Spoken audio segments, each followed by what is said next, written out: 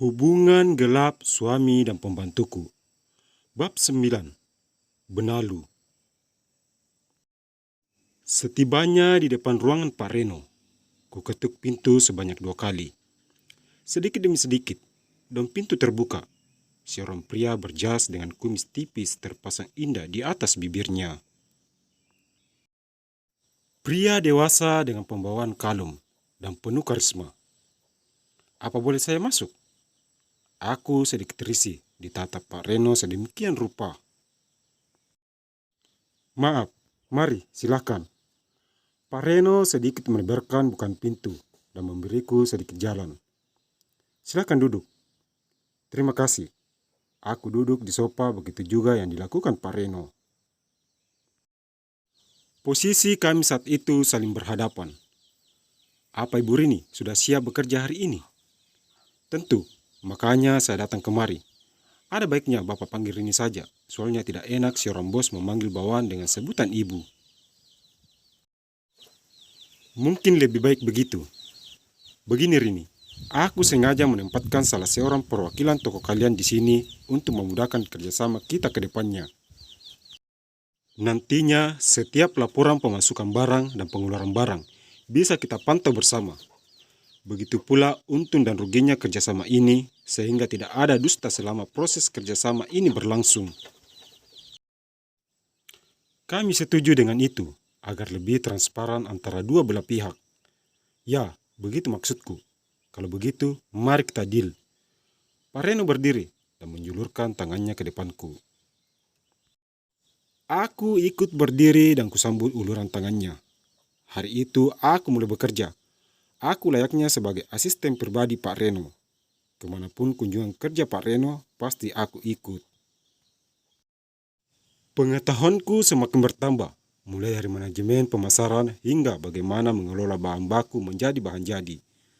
Aku juga mulai mengenal para pebisnis handal, baik dalam kota ini maupun luar kota. Semua berkat Pak Reno. Hari terus berlalu, dan tentunya aku semakin sibuk dengan pekerjaanku. Hampir tiap hari aku pulang sore, bahkan terkadang agak malam. Hubunganku dengan Mas Hendra semakin merenggang. Dia dengan kesibukannya, dan aku dengan kesibukanku. Kami hanya bertemu dan sedikit bicara saat hendak tidur.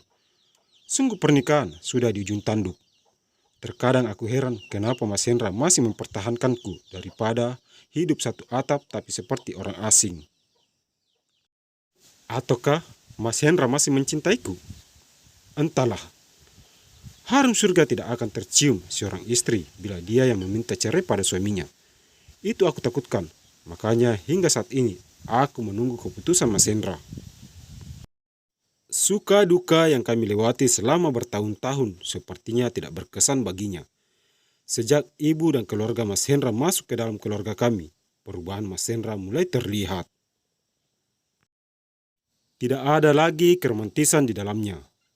Mas Hendra lebih mendengarkan apa kata keluarganya ketimbang mendengarkan aku sebagai istrinya. Sedih, tentu. Tapi apa daya, sebagai istri, bila imam sudah tidak peduli dengan makmumnya. Ibarat sebuah kapal tanpa nahkoda, terombang ambing dan tidak tahu ke dermaga mana dia akan menepi. Pagi itu, aku bangun subuh untuk menunaikan kewajibanku pada Sang Khalik. Kucurahkan semua isi hatiku padanya, mulai dari kehidupan rumah tangga sampai dengan usaha dan pekerjaanku. Hampir 15 menit aku bersimpu di hadapannya, hingga aku berdiri dan merapikan mukena serta sajadah lalu menyimpannya ke dalam lemari. Jam sudah menunjukkan pukul 6.30. Kulihat Mas Hendra masih tertidur pulas di atas pembaringan. Kudekati dan sedikit kugoyang-goyangkan tubuhnya. Mas, bangun. Sudah hampir jam 7. Apa Mas tidak kerja hari ini? Jawab singkat Mas Hendra, tanpa mengubah posisi tidurnya. Kutunggu beberapa saat, tapi tidak ada pergerakan dari Mas Hendra.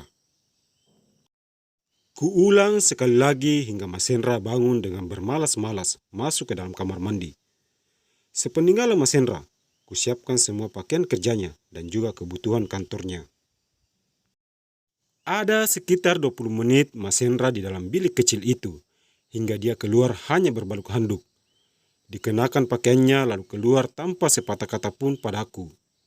Sakit hati, tentu ada, tapi biarlah. Aku segera mandi dan mempersiapkan juga kebutuhanku sebelum berangkat kerja. Kutatap wajahku di dalam cermin. Aku hampir saja tidak percaya kalau perempuan muda di dalam sana itu aku. Aroma masakan tercium dari arah dapur. Aku tahu Dewi sedang membuat sarapan pagi buat Mas Hendra. Mas Hendra sudah memilihnya untuk menghandle semua kebutuhan rumah tangga. Aku bisa apa kalau si pemilik uang sudah berkata seperti itu? Belum juga aku tiba di pintu keluar, Mas Hendra sudah berdiri di depanku dan menatapku dari ujung kaki sampai ujung rambut. Rini, kamu mau kemana? Bukannya tinggal di rumah, kamu malah keluyuran entah kemana. Aku tidak keluyuran, Mas, tapi aku bekerja. Apa? Bekerja? Mas Hendra terlihat menyunggingkan bibirnya. Paling-paling hanya menjaga toko. Kembali ke pekerjaan semula atau cleaning service. Ijazah hanya tamatan SMA, sekarang bisa apa coba? Mas, sarapannya sudah siap. Muncul Dewi dari arah belakang. Kedua pekerjaan itu sangat terhormat bagiku, daripada menumpang di rumah orang hanya sebagai benalu yang sama sekali tidak ada faedahnya.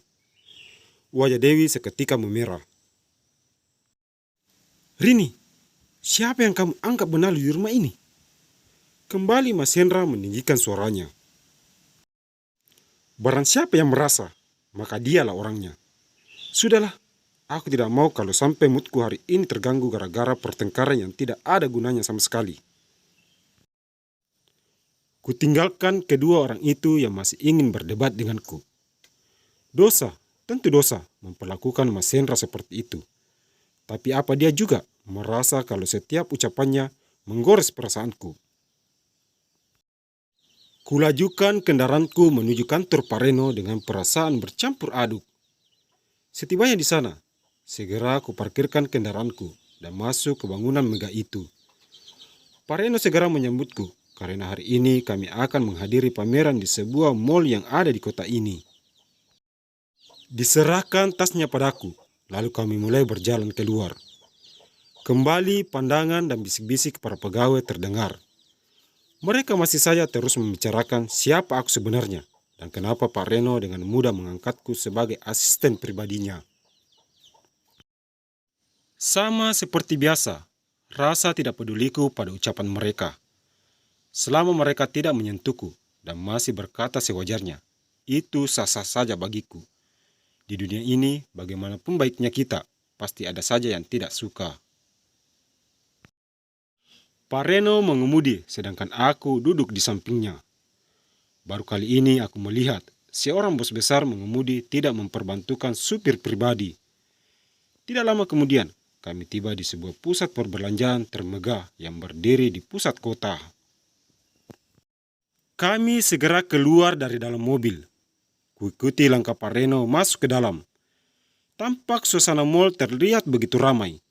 Dari kalangan anak-anak sampai kalangan orang tua datang ke sana untuk memeriahkan pameran yang sekali setahun diselenggarakan. Sekarang Pak Reno yang menjadi pusat perhatian orang-orang di sana. Pengusaha muda yang jarang sekali menampakkan diri di keramaian. Akhirnya Mas Reno datang juga. Seorang perempuan muda mendekati Pak Reno bersama seorang perempuan Persebaya. Siapa lagi kalau bukan Mira dan Bu Teti yang masih tidak menyadari kehadiranku. Tanpa menjawab, Pak Reno meninggalkan mereka. Aku mengikuti Pak Reno tanpa menoleh ke arah kedua orang itu. Aku berharap mereka tidak mengetahui siapa aku, dan untungnya aku memakai masker saat itu. Pak Reno segera disambut oleh panitia acara dan mempersilakan beliau untuk membuka acara besar tersebut. Karismatik Pak Reno terpancar saat beliau sudah berdiri di atas podium dan mulai dengan sambutannya. Pantaslah Pareno menjadi incaran para perempuan-perempuan cantik, termasuk Mira.